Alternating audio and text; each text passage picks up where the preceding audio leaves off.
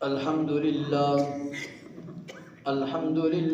وكفى وسلام على عباده الذين اصطفى أما بعد فأعوذ بالله من الشيطان الرجيم بسم الله الرحمن الرحيم سيقول السفهاء من الناس ما ولاهم عن قبلتهم التي كانوا عليها قل لله المشرق والمغرب يهدي من يشاء إلى صراط مستقيم سيقول السفهاء، اب کہیں گے یہ بیوقوف لوگ، ان قریب کہیں گے یہ بیوقوف لوگ، سیقول السفہاء من الناس، لوگوں میں سے، ان قریب لوگوں میں سے بیوقوف لوگ یہ کہیں گے، ما واللہم عن قبلتہم التی، ما واللہم، کیوں پھیر دیا مسلمانوں کو ان کے قبلے سے، کانوا علیہا، جس پر وہ تھے، قل للہ المشرق والمغرب، آپ فرما دیجئے کہ مشرق اور مغرب کس کا ہے جی؟ اللہ کا ہے، یہدی من یشاء، وہ جسے چاہے ہدایت دیتا ہے، الی صراط مستقیم، سیدھے راستے پر۔ آپ نے سابقہ آیات کے اندر بھی پڑھا تھا کہ جی تحویل قبلہ، قبلے سے پھر جانا، نبی کریم صلی اللہ علیہ وآلہ وسلم جب مکہ شریف کے اندر تھے، مکہ مکرمہ کے اندر تھے، وہاں پر نبی کریم صلی اللہ علیہ وآلہ وسلم بیت اللہ کی طرف رخ کر کے نماز پڑھتے تھے۔ جب نبی کریم صلی اللہ علیہ وسلم نے مکہ سے ہجرت کی، مدینہ شریف تشریف لے گئے، اللہ ہی کے حکم سے نبی کریم صلی اللہ علیہ وسلم کو حکم ہوا کہ آپ بیت اللہ کے بجائے بیت المقدس مسجد اقصی کی طرف رخ کر کے نماز پڑھیں۔ وہاں پر نبی کریم صلی اللہ علیہ وسلم نے 14 یا 15 مہینے بیت اللہ شریف کی طرف کیا ہے جی، اپنا بیت المقدس کی طرف، مسجد اقصی کی طرف جو فلسطین میں ہے، جو ابھی آج کیا جی قبضے کے اندر ہے ان کے اسرائیلیوں کے، تو اس کی طرف رخ کر کے کیا جی نماز پڑھے۔ 14-15 مہینے، اس سے کچھ زیادہ بھی، 17 بھی ہے۔ اب ان دونوں اعتبار سے پھر دوبارہ حکم ہو گیا، پہلے مکہ کی طرف نماز پڑھ رہے تھے اپنا خانہ کعبہ کی طرف، پھر ہجرت کے بعد مسجد اقصی کی طرف، پھر مدینہ شریف کے اندر یہ حکم آیا کہ دوبارہ سے بیت اللہ کے اندر کیا ہے، بیت اللہ کی طرف منہ کریں جی، خانہ کعبہ کی طرف منہ کر کے نماز پڑھیں۔ اب اس کے اندر حکمتیں کیا پوشیدہ تھی بھائی؟ پہلی بات تو یہ سمجھیں، مکہ کے اندر رہنے والے مشرک جنہوں نے اسلام قبول کر لیا، مسلمان ہو گئے، وہ تو خانہ کعبہ کے اندر 360 بتوں کو رکھ کر اس کی پوجا کیا کرتے تھے، وہ ان کی طرف چہرہ کیا کرتے تھے۔ اب جو مسلمان ہو گئے، مدینہ شریف ہجرت کر کے چلے گئے، تو ان کے ذہنوں کے اندر جو اپنی قریش پرستی تھی کہ سارے لوگ ہی ہماری گھر کی طرف منہ کر کے نماز پڑھتے ہیں، ایک اپنی کیا جی ایک ٹھاٹ ہے، اپنی بات تھی جی، اور کیا جی بتوں کی جو ان کے اندر کیا جی وہ چیز پائی جاتی تھی۔ اللہ رب کائنات نے حکمتاً حکم دے دیا کہ آپ کیا ہے جی رخ خانہ کعبہ کے بجائے مسجد اقصی کی طرف کریں، تاکہ ان کی جو پرانی عادت یا فخر اور تفاخر کی جو چیز ان کے اندر موجود ہے وہ کیا ہو جائے، ختم ہو جائے، اور پتہ چلے کہ یہ حقیقتاً نبی کی پیروی کرتے ہیں یا اپنی منمانی کرتے ہیں۔ جیسے رب کائنات نے حکم دیا، سچے سچے پکے مسلمان تھے صحابہ اکرام، فوراً جیسے نبی نے حکم دیا مسجد اقصی کی طرف رخ کرو، تو سب نے اس طرف رخ کر کے نماز پڑھنا شروع کر دی۔ مسجد اقصی کی طرف رخ کر کے نماز پڑھتے، یہودی اور عیسائی بھی دوسری کا رخ کیا کرتے تھے۔ یہودی اس کو اپنا کیا ہے جی وہ سمجھتے تھے جی، عبادت گاہ سمجھتے تھے، اپنا مرکز سمجھتے تھے۔ اب ان کے اندر کیا چیز پیدا ہو گئی کہ جی دیکھو مسلمان وہاں سے آئے ہیں، ہمارے قبلہ کی طرف منہ کر کے نماز پڑھتے ہیں، اس کا مطلب ہے ہم ہی تو ٹھیک ہے، ہمارے قبلہ کی طرف۔ اب ان کے اندر جب لوگ مسلمان ہو گئے، اسلام کے اندر داخل ہو گئے، ان کے اندر اپنی بیت المقدس والی کیا ہے جی عقل موجود تھی کہ لوگ ہمارے قبلے کو بڑا سمجھتے ہیں، اسی طرح رخ کرتے ہیں۔ اب حکمتاً نبی کریم صلی اللہ علیہ وسلم کو حکم دیا کہ آپ دوبارہ سے بیت اللہ شریف کی طرف کیا جی رخ کر کے نماز پڑھیں تاکہ جو مسجد اقصی کے یہودیوں اور عیسائیوں کی اکڑ ہے وہ بھی کیا ہو جائے، حکمت سمجھ میں آئی دونوں باتوں کی؟ ایک بات۔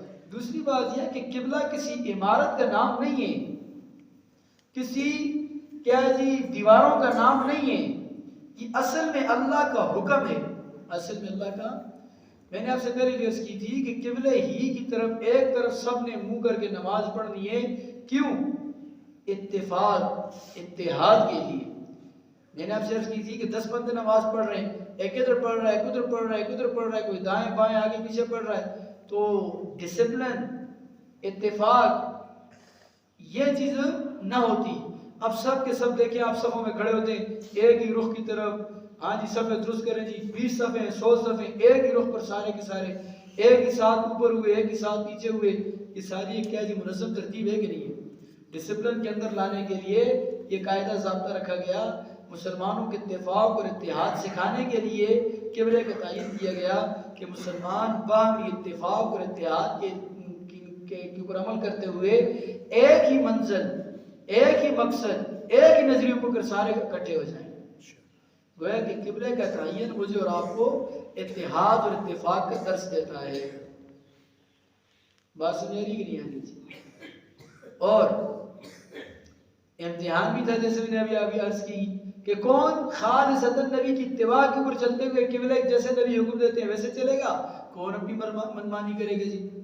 میں نے آپ سے عرض کی کہ صرف دیواروں کا نام قبلہ نہیں ہے، اصل میں بات تو یہ ہے کہ جس طرف رب کائنات کا حکم ہے اسی طرف۔ اس لیے نے فرمایا سیقول السفہاء من الناس، اب کہیں گے بیوقوف لوگوں میں سے جو بیوقوف ہیں، اب وہ کہیں گے ما واللہ من قبلتہم التی کانوا علیہا، کس چیز نے پیر دیے مسلمانوں کو جس قبلے پر وہ تھے، یعنی اچھے بھلے بیت المقدس کی طرف رخ کر کے نماز پڑھتے تھے مسجد اقصی کی طرف، کیوں کر؟ اور یہ ظہر کی نماز کا وقت تھا۔ کس کی؟ ظہر کی نماز کا وقت تھا۔ نبی کریم صلی اللہ علیہ وسلم ایک جہاں دعوت پہ گئے ہوئے تھے، وہاں ایک مسجد میں نماز پڑھا رہے تھے، ظہر کی نماز کے اندر حکم ہوا تو نبی علیہ السلام نے نماز کے اندر ہی 2 رکعتیں پڑھا لی تھی ظہر کی، اور باقی تھی تیسری رکعت کے اندر کھڑے ہوئے تو کیا ہے جیسے حکم ہوا تو مسجد کے اندر سے کیا ہے نماز کے اندر سے ہی رخ کیا تبدیل کر دی۔ اور اتنا بھی نہیں مثال کی طرف اس طرف رخ کر کے پڑھ رہے تھے ادھر مڑ گئے یا ادھر نہیں، پہلے قبلہ اس طرف ہے دوسرا قبلہ اس طرف ہے، بالکل مخالف ہے، بالکل اپوزٹ ہے جی۔ اور کیسے؟ اب ظاہری بات ہے قبلہ اس طرف ہے، امام اس طرف ہے، جب اس طرف رخ کیا جائے گا تو امام پیچھے رہ جائے گا، سارے یہاں سے چل کر آگے کے ساری صفوں نے رخ پھیر دیا، اس طرف منہ کر کے نماز پڑھی۔ آج وہ قبلہ موجود ہے، مسجد موجود ہے جس کے اندر تحویل قبلہ کا حکم ہوا تھا، مسجد قبلتین، اس کے اندر بھی 2 محراب بنے ہوئے تھی، مسجد قبلتین۔ بات سمجھ آ رہی کہ نہیں آ رہی؟ اس لیے یہاں پر ایک مسئلہ بھی سمجھیں، آپ نماز میں کھڑے ہوتے ہیں، یہ یہاں پر کیا ہے جی امام صاحب کے پیچھے متصل بندہ کھڑا ہے، وہاں پر ایک بندے کا کوئی بھی عذر لاحق ہوا جس کی وجہ سے وہ نماز چھوڑ کر چلا گیا، وضو کا کوئی بھی ایسی معاملہ ہوا وہ چلا گیا جی۔ اب درمیان میں جگہ خالی ہے، گیپ ہے، تو اس طرف کے جو ساتھ والا بندہ اسے چاہیے کہ نماز کے اندر ہی پاؤں کا سیٹتا ہوا اس کے ساتھ مل جائے، صف کے اندر خلا نہ چھوڑے، صف کے اندر گیپ نہ چھوڑے، اس کے ساتھ مل جائے۔ اگر اس طرف سے نکلے تو ان والوں کو چاہیے اس طرف امام کی طرف سے کیا ہو جائے جی جڑ جائے۔ حتیٰ کہ ظاہری بات ہے کہ جب یہ امت یہ اعتدال والی امت ہے، اعتدال کیا؟ محبت کے اندر بھی آگے نہیں، نفرت کے اندر بھی کیا جی درجے کے نہیں، درمیان کے اندر رہتے ہوئے کیا جی کام چلاتی ہے۔ کیسے؟ اعتقاد کے اندر اب کیا جی اعتدال مختلف صورتوں کے اندر آ جاتا ہے، 1-2-4 مثالیں لے لیتے ہیں۔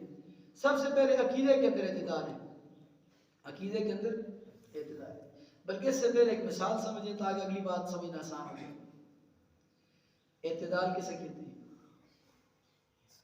انسان کے جسم کا ٹیمپریچر، درجہ حرارت ایک مخصوص اور محدود ہے، 97 اور 98، یہ ایک درمیانی ٹیمپریچر ہوتا ہے۔ جب اس کے جسم کی حرارت گرمی زیادہ ہو جاتی ہے، 98 سے 99 سے بڑھ کر 100 کو چلی جاتی ہے، ہم کہتے ہیں بھائی بندے کو بخار ہو گیا۔ مطلب یہ ہے کہ جب یہ درمیانی سطح سے اوپر ہو گیا تو یہ بیمار ہو گیا، اس کے جسم اب صحیح سلامت نہیں رہا۔ نیچے آ گیا، جسم ٹھنڈ ہو گیا، ہم کہتے ہیں بھائی بندہ بیمار ہو گیا۔ حد سے زیادہ گرم ہونا بھی بیماری ہے، حد سے زیادہ ٹھنڈا ہونا بھی بیماری ہے۔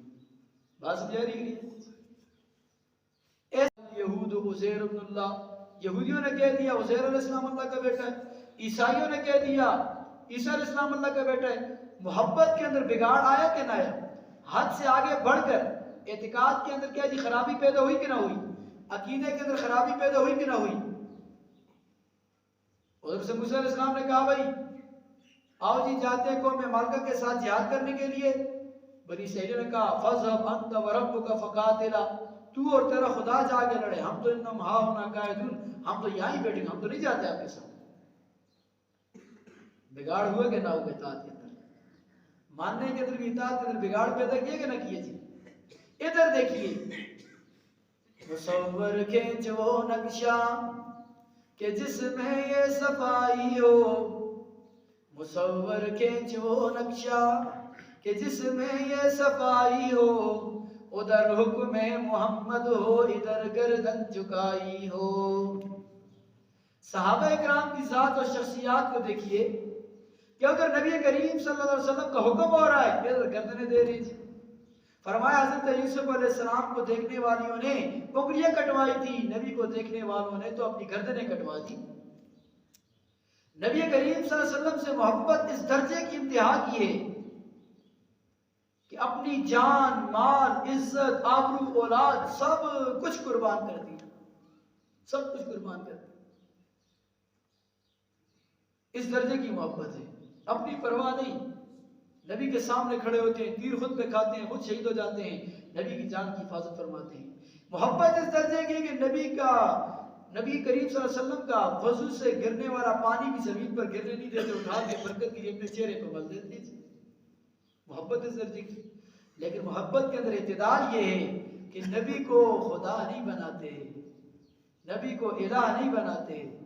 یہ امت محمدیہ کا وسط ہے، امت وسطا، اعتدال ہے کہ نبی کو نبی کے مقام پر اعلیٰ مرتبہ دیتے ہیں، ان سے محبت کا اعلیٰ مرتبہ کیا جی کوشش کرتے ہیں، لیکن اس کو اللہ والی صفات عطا نہیں کرتے، اس کو الہ